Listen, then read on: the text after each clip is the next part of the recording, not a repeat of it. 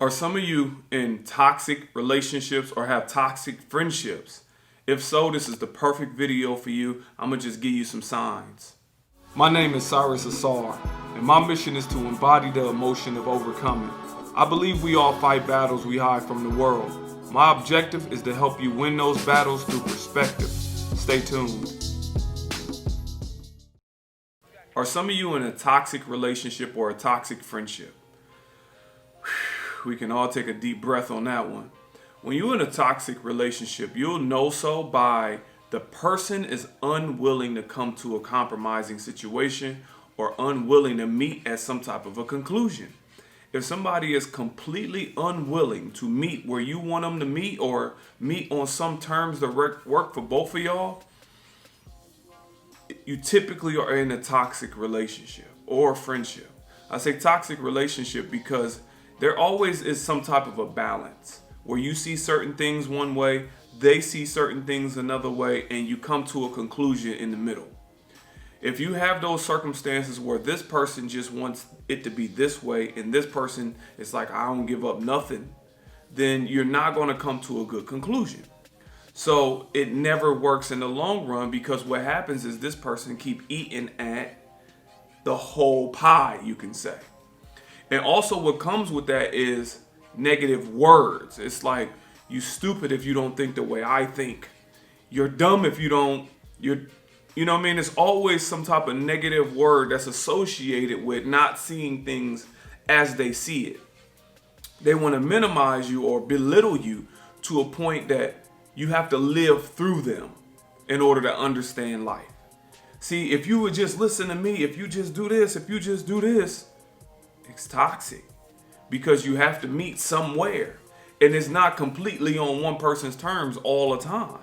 The same thing happened with friends. I was more or less basing that on a relationship, but the same thing happened with friends where you can be with friends and then everything is about what they gonna do, period. What you gonna do doesn't matter. You can say, why don't you come over to my house this time? I'm cool. You always got to go over their house to hang out. You always got to link up with them. You always calling them. It feels like you're the how can I say, placemat for them. And what comes with that is usually the same thing. The way they look at the world differs from you, and you need to look at it how they look at it. I'm here to say this. When you're in these toxic environments, when it's name calling, when it's disrespect, when it's unreasonable stances, like somebody is unwilling to give up anything, we have to recognize it for what it is. Some people are just toxic. And although you are a great person and you're trying to figure out ways to work with them, you have to realize at some point you cannot work with them. You have to realize at some point that that person may not be for you. So how you're going to recognize it is by looking at how you're trying to work with them, and then there is never coming to no conclusion. Never. No matter how you communicate it, you always doing something wrong, or you didn't say this right, or you should have did it like this, or you should have did. There's always going to be something. You are in a toxic situation. Look at how somebody is trying to come to a solution or a conclusion on it all. If they're not trying to come to some solution, then that tells you where they stand. They don't mind the toxicity because they ain't giving up much. I can abuse you all day. I can talk to you. I can belittle you and all that. And if you don't fight back much, well, I can have this going. You're like a punching bag. I can hit the bag all day. That's the way they think. I can hit the bag all day.